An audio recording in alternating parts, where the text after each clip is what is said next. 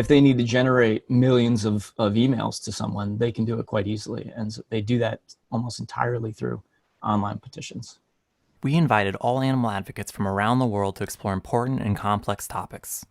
Through respectful solution-based dialogue, we attempt to find common ground. Welcome to another episode of Common Ground. I'm super excited to share this episode with you. It's one of our most robust conversations yet, and it actually went a bit long, so it's going to be split into 3 parts. So be sure to follow us on Facebook and Instagram and hit that subscribe button so you can see the other episodes. With that, let's start the show. As animal advocates, we want to advance the plight of our fellow animals as fast as possible. But what about the overall strategy, and how do our tactics fit into this? What campaign should we be dedicating our limited time to? What's your favorite form of activism to do?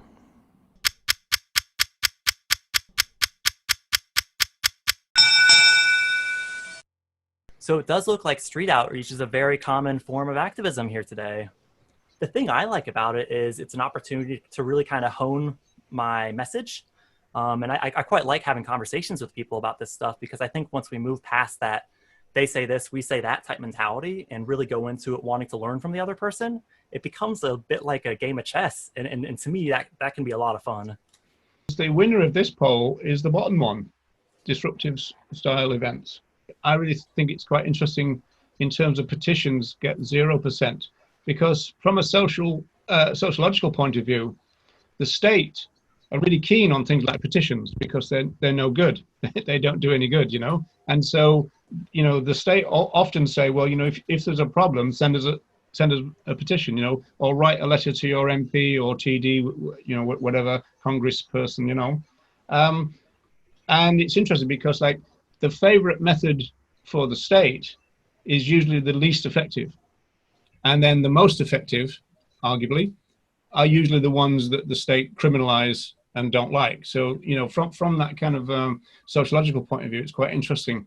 It's just for something to do, people to sign petitions. And like Roger says, they're just thrown in the bin when they're handed in, that kind of way. So petitions I think they're a complete waste of time. I think sanctuaries are actually where my heart lies. And I think there's so many ways we can tap into this, but I go to Friend Animal Sanctuary quite regularly, and it's good for my self-care, getting out in nature and spending time with the other animals there. However, I also, in a respectful way, as respectful as possible, do get video footage of the animals there and tell their story on social media. And I think really highlighting that the unique individual personalities of each of the residents there is a really powerful way to frame the case for animal rights. Yeah. Like when people come to back into the sanctuary here, they're amazed at all the different animals, and all their personalities. And I see Sarah there was here too, and Roger, and I don't know many other. I can't, if it's cold, I see everyone else, but I didn't yet. But everyone is amazed when they see all the different animals, and all the different species. It's wonderful, like you say, Jeremy, that they get such joy out of seeing the animals, and like when they're talking to people on the street, it's great. I can say it at the sanctuary, and the other people with me say, Roger would say it, and Sarah would say it, and Jason, anyone that be with would say it at the sanctuary. So it's a great addition to tell people as well, to encourage them to go vegan, that they can come and relax at a sanctuary, and chill out and be with the animals, and we can sit down and watch them wander around and stuff like that. But it's brilliant because it connects what you're talking about to individuals and the different animals. So it's wonderful. Jeremy is right. Yeah, fair play. I could just add my 2 cents on petitions. I think there's almost a kind of paradox with petitions. So myself, I don't sign them. I don't really feel kind of motivated to sign them because I'm not really convinced that they have an effect, even though it would only take me 30 seconds to do so. And I think that my opinion there is shared by a lot of people, perhaps millions around the world. So if we did in fact change that perception and said, okay, I will take that 30 seconds to sign it, and these petitions get millions and millions more signatures, then maybe they would have some impact. Yeah, but it kind of lets people off the hook if they sign something, they feel as if they've done something, which in reality they've done nothing. We'd get meat eaters and everything coming up to sign the petitions, So I think petitions I think petitions are an interesting tool that we can use. It's an interesting tactic, and I think it's effective if we use them correctly. You know, in the Shack campaign, for instance, petitions were the main way we did fundraising. I mean, in the U.S. anyways, that's how we made most of our money, was getting people to sign petitions and convincing them that they should include a donation.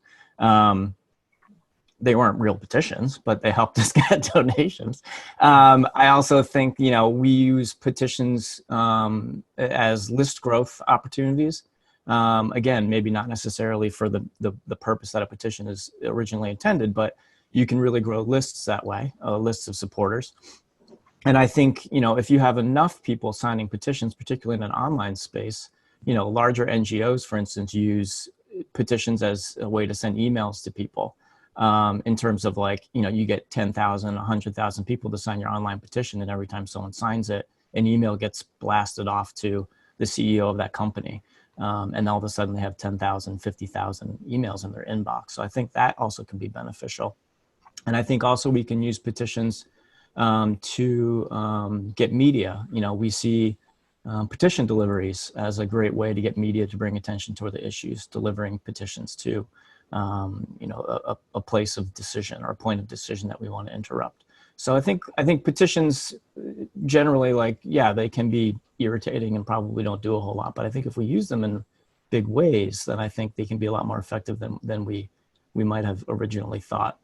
I think just real quickly, another great example of that is the online organization called Avaaz, AVAAZ. I mean, their list is like literally millions of people, and they may have shitty petitions about things that a lot of us might not care about, but if they need to generate millions of emails to someone, they can do it quite easily. And so they do that almost entirely through online petitions.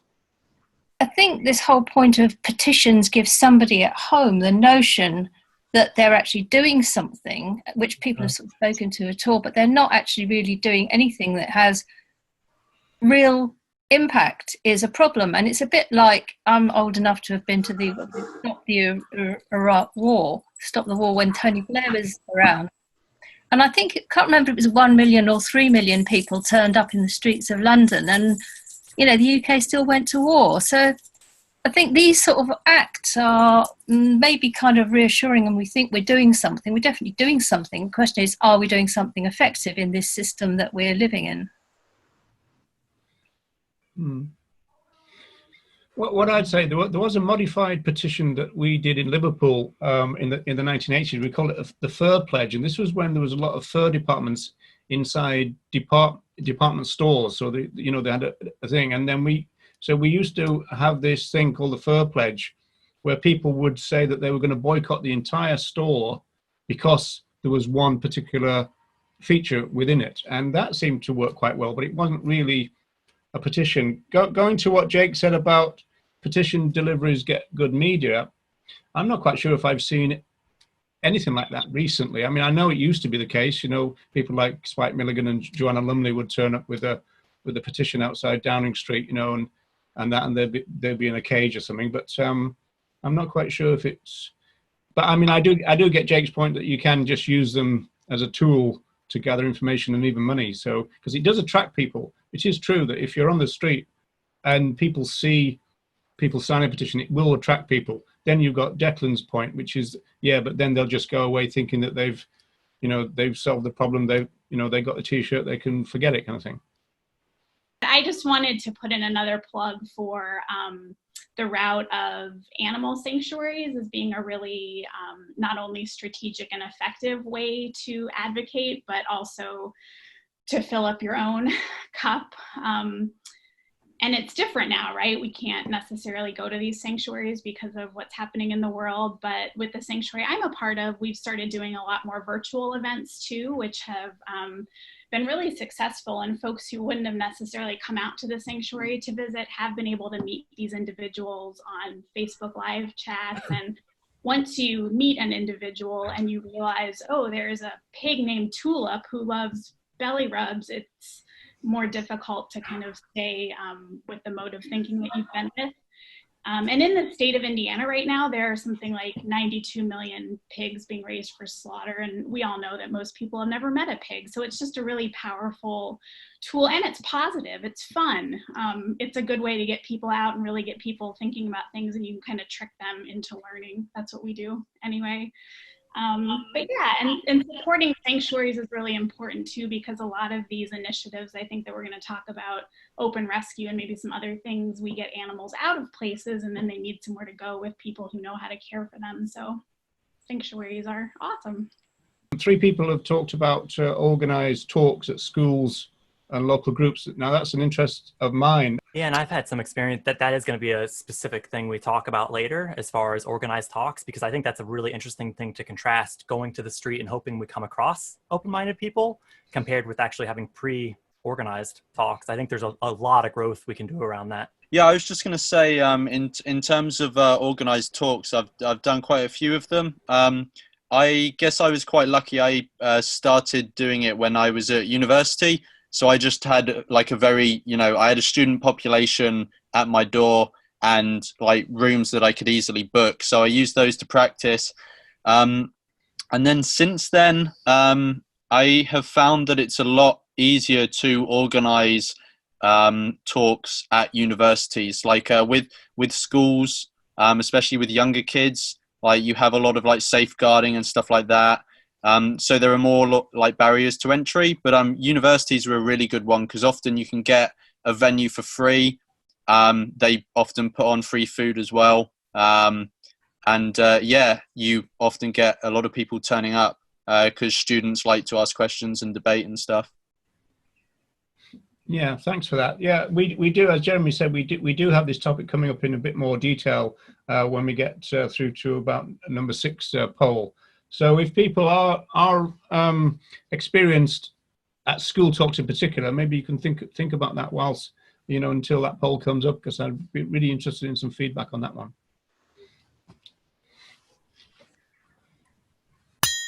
What is the main reason you think animal advocates burn out?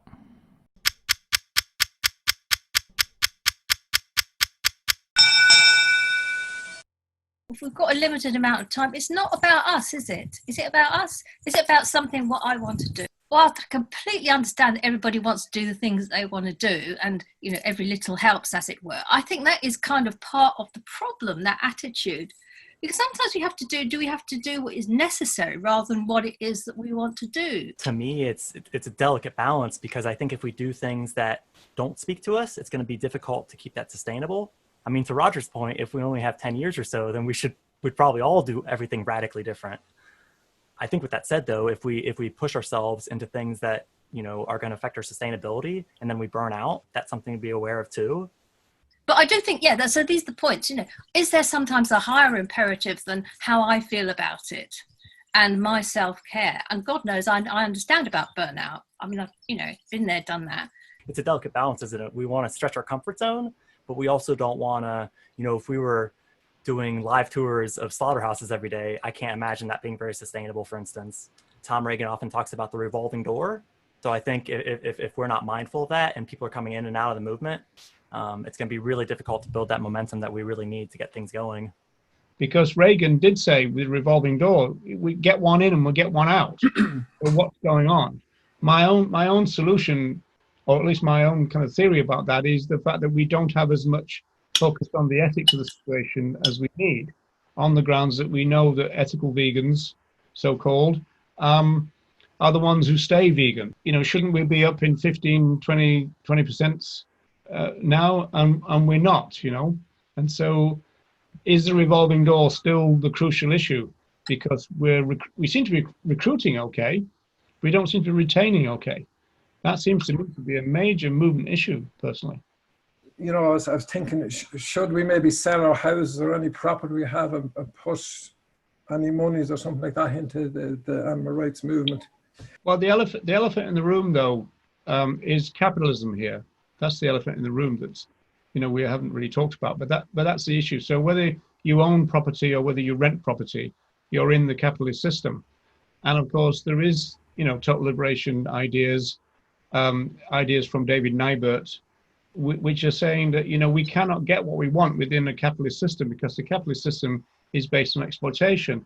And the idea that we can get a vegan capitalism is a real debating point. You know, the idea that we can win by consuming is an issue that we need to tackle as well as everything else. Regarding burnout and self-care, there's a lot of talk about getting activists in, new activists. We need to retain activists, and activists leave this movement quite frequently because of all sorts of issues.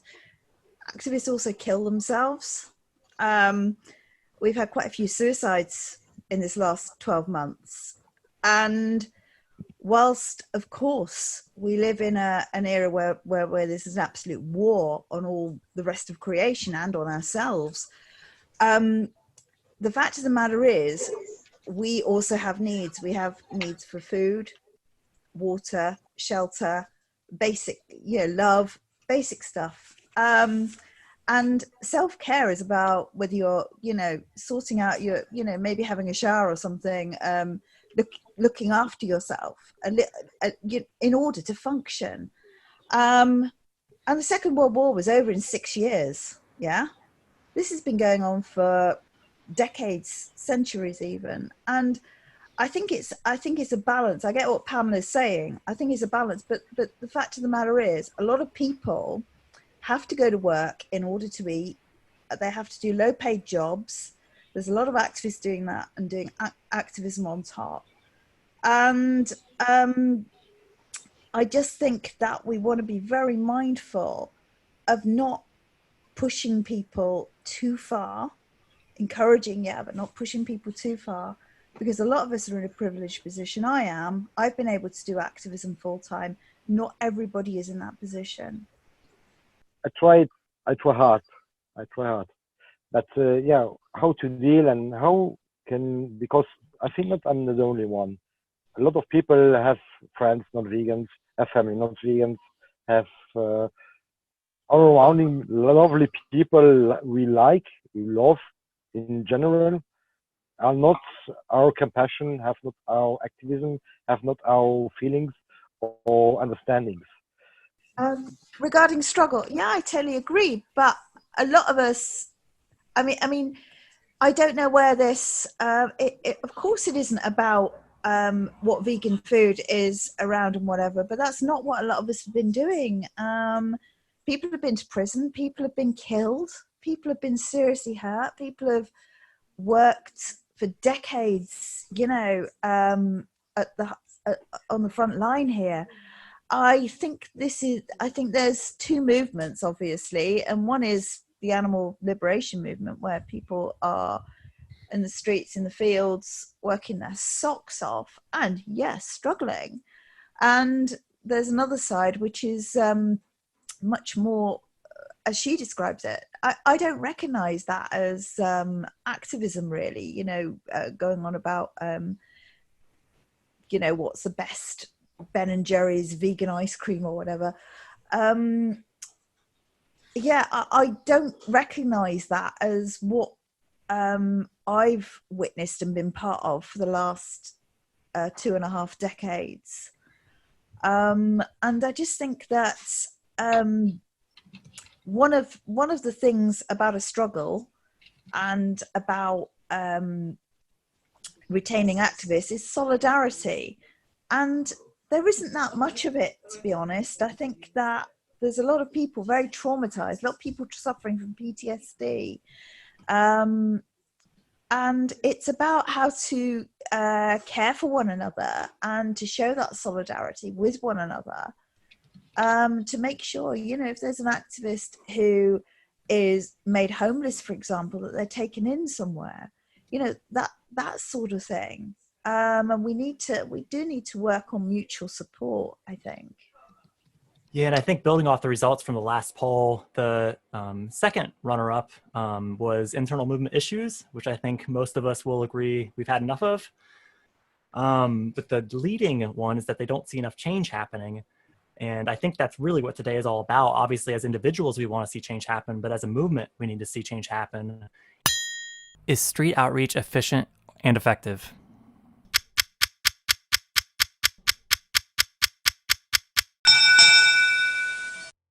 for me, effectiveness and efficiency are two quite different things. So for street outreach specifically, is street outreach, let's say a cube, is it effective? Yes, you can go to a busy place in central London, set up a cube, and you're going to get a lot of attraction, a lot of interest, and a lot of opportunities to speak to members of the public about the issue. Is it efficient? Well, if you compare that with doing a school talk or a university talk, where it takes 1 hour to deliver a presentation to 100 people who are ideally listening and engaged in what you're saying, there's no comparison. That is far more efficient than 3 or 4 hours of street outreach. And that's why I'm actually, I know it was spoken earlier about doing school talks. That is the form of advocacy I'm moving towards myself. When we're talking about education, we actually need to be, as activists, educating ourselves by looking at other movements and how they have actually achieved any sort of change, what they've succeeded in doing, what they haven't succeeded in doing. Just come back to what Brad said about, talking in colleges and schools, and you might talk to 100 people. It's great, but that's great too, brilliant. But on the street, myself and Roger on the street there in Dublin, we done a rough count one day, and 15,000 people pass by where we are on the street. It's one of the busiest streets in Dublin where we are, and there's always people taking videos and photographs and coming over to chat to us. So just more of let's just say you've got 20 activists, and every single activist, or you've got 5 different approaches all at once. And I'm not saying one is better than the other, but if you've got a group of welfareists, a group of animal rights, and then you've got plant-based advocates, and for example, a lot of people use the term voiceless to describe animals, and it's not in a political point of view, they just describe them as voiceless. Can it not do more harm than good? Many of those could, I suppose, do more harm than good.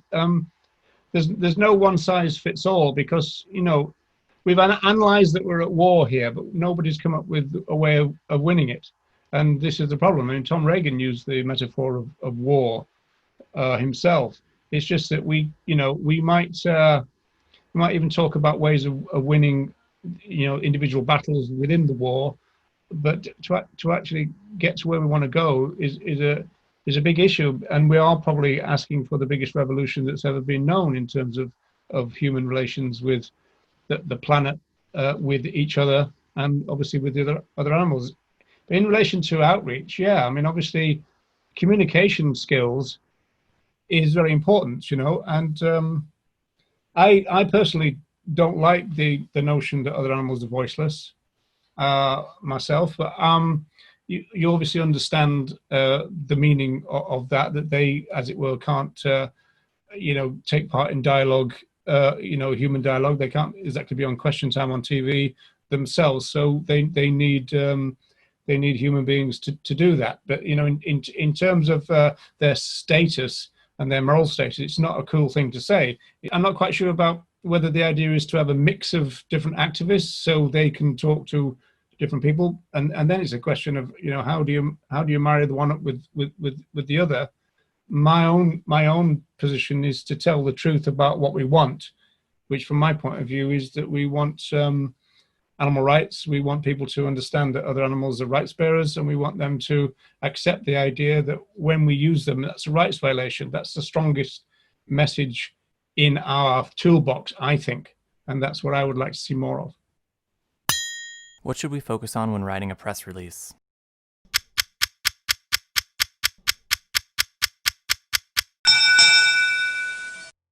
Roger, you wouldn't have had any experience with that, would you have? I would. Go for it. A press release is an upside down story, so you've got to start with the crescendo. So you've got to, they typically say, you got to have who, what, when, and why right at the beginning in the first kind of sentence, really, or the first couple of sentences.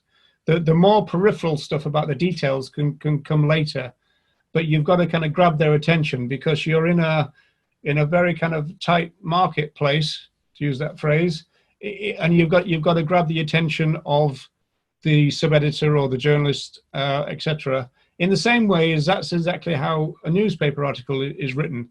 you know, the headline is very grabbing, the first paragraph, and then it gets more and more detailed. And most people don't get past the first couple of paragraphs. And, you know, it's interesting because from our point of view, some of the most interesting stuff from a campaigner's point of view is right at the end, where you get the to and fro between, say, ourselves and the counter movement and what a politician might say. Most people might not even get there, you know. But in terms of writing a press release, yeah, you got to have a good heading. You've got to give them the details straight away, very clear, you know, very effective, you know. I mean, my own position on that as well is that often journalists get veganism and animal rights wrong, but that's our fault. I think that's our movement's fault, because we often present what is called veganism and what is called animal rights incorrectly as well. So we can't blame journalists if they keep asking us cruelty questions. You know, are you really about humane meat or whatever it is? We can't blame them that, because if they're asking those questions, it means they're not getting us, and they're not getting what we're about. You know, whereas if we have a relationship with journalists and they understand where we're coming from, they tend then to ask relevant questions rather than, you know, trying to take us into the welfare area if we're presenting as a rights thing. That's just a side issue. But yeah, a press release, upside down story, all the main details first, you know, and as kind of intention grabbing as possible.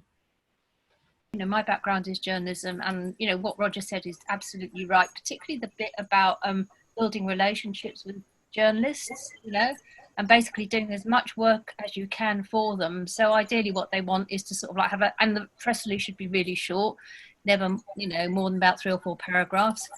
But, you know, really building the relationship, which is difficult, is key. And also this is why I'm always banging on about reframing the conversation, the words we use, you know, because that's the sort of thing that you would be really important in reframing the conversation is part of the whole press release writing, which is basically what Roger was alluding to. So words, so again, this whole thing of the voiceless thing, most of my activism has, you know, I've only been vegan for about, I don't know, 6 or 7 years. And before that, I was doing a lot of campaigning on human rights and sort of like environmental stuff, particularly in majority world countries. And when people talk about this voiceless thing, it's this whole sort of like basically savior, this basically white savior thing going on. And it's not just about the vegan movement, not movement. There was a little charity working with people in India, and it was called Reach the Unreached, which sounds, you know, you sort of get what's going on there. You think, yeah, they're right out in the villages. You know, they probably don't have electricity or anything like that. And that's all legit. But they're not unreached to themselves, are they? Who is like the whole, do people get this, that they're, you know, if you're living in a little village in the middle of India, you're not unreached, you're in your little community in the middle of India. And then some bunch of saviors come in there, oh, they're unreached, good-hearted saviors. It's exactly like this whole voiceless thing. You know, we're positioning ourselves in the superior position because we know better, whoever that we is. And I think this is a sort of self-examination that we should be doing, not to hair shirts, but to sort of like understand the hierarchies of power and our privileges. Thank you for watching this episode of Common Ground. As I mentioned at the beginning, this was quite a long recording session, and we set a new record, so it's being divided into 3 parts. So if you want to see those other parts, be sure to hit that subscribe button and follow us on social media. We also want to have the most diverse representation of the animal advocate community as possible, so please share our Facebook events, and you may want to consider using that Facebook Invite Friends feature so we can be sure this is getting to as many animal advocates as possible. Thanks for watching, be sure to share your thoughts in the comments, and we'll see you in the next one.